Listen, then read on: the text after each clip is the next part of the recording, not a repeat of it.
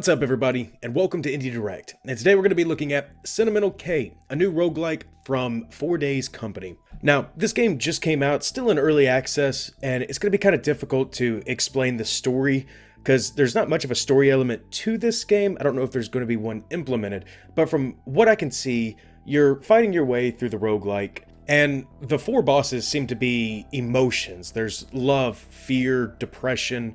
So it seems like there's a emotion range that's coming on to this game, but that's really not the main focus of this game. It's, of course, a roguelike.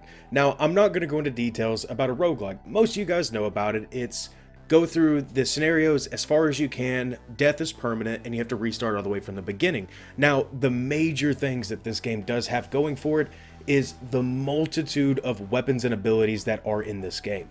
Now, I'm not just talking, oh, you've got your swords, you've got your arrows, and you've got your magic. Nothing like that. I'm talking about we got our broadswords, our great swords, we got our whips, we've got our dual-wielded guns, you've got a spear gun. And on top of that, many skills in the game that are far too many for me to explain, but what I do know is that there is a strategy to it. Apparently there are various synergies, and apparently there's a connection with them between the artifacts, the weapons, and the skills themselves. I can't figure it out quite yet, I'm still working on that one, but I'll figure it out eventually. And also a few more caveats to this game is the randomness. Usually when you start up a brand new game, it's going to completely randomize the entire levels for you. The bosses, the items, everything's going to be randomly generated straight from the beginning.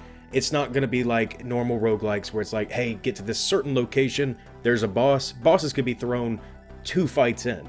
And added for a little bit more pizzazz to it, your deaths are permanent, and unlike normal roguelikes, you are going to be restarting clean slate. Your player's not actually going to progress any higher or keep their stats. When you do die and you restart, you can give an option between 3 different types of things that you can help going into the next playthrough, but what the developers have even said themselves, they said instead of the main character's growth, the player's growth will give greater immersion to the game. Now I'm gonna have to go on and assume what that means is as you progress through the game, the levels you beat, and some of the achievements that you collect, you start to unlock the weapons and the abilities for your character. It doesn't mean that you're given these abilities and weapons. You still have to go through the arena and find them throughout your looting, but this is how you would unlock some of the weapons like the whip and the greatsword, and a bunch of really nice, cool skills. But aside from the mechanics, let's take a look at graphics. Now, graphically, this game isn't very demanding, I'll say that. But looking at a lot of the models and the characters that are in this game, they are wonderfully rendered in their own type of art style. And the animations for a lot of the bosses and the boss fights themselves are actually really nice, and I quite enjoy their animations. So now this is where we're going to dive a little bit into the negatives of the game. There's not very many of them, and some of them can be fixed over the time of the early access. Now, simple enough, there is a lack of diversity when it comes to all the enemies. A lot of the enemies are repeated through each cycle over and over again, which can get a little dull after a while. Again, it's early access, I'm pretty sure they're planning to expand that. One of the major ones for me though is its combat. Instead of it being more or less heavy, light attacks and specials on top of that, it's more of a directional combat. So you would point your mouse in that direction and hold down the left mouse button.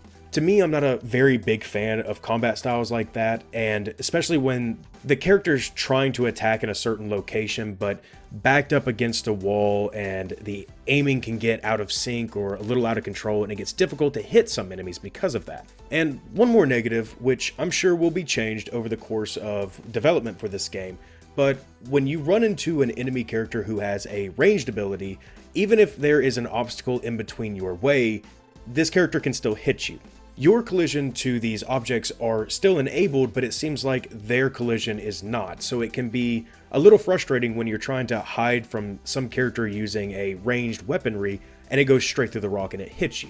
But again, this is early access, and that's more likely than anything going to change.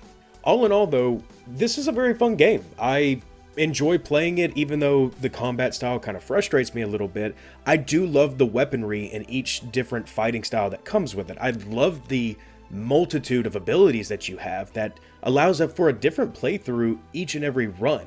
I loved the bosses. I loved the mini bosses. They were just as fun. So if you are a roguelike fan, I would definitely say this is one that you may want to pick up or wishlist and watch the development go along. So if you guys are interested in the game, I'm gonna leave a link down below. Thanks for watching the video, guys. Also, if you like the video, leave a like. Lets us know if we're doing something right, and it also helps us with the algorithm. And if you're not already subscribed, go ahead and subscribe. We're always looking at brand new indie games, and it's free to subscribe, so it's a win-win. And like always, guys, I'll see you in the next video, and have fun.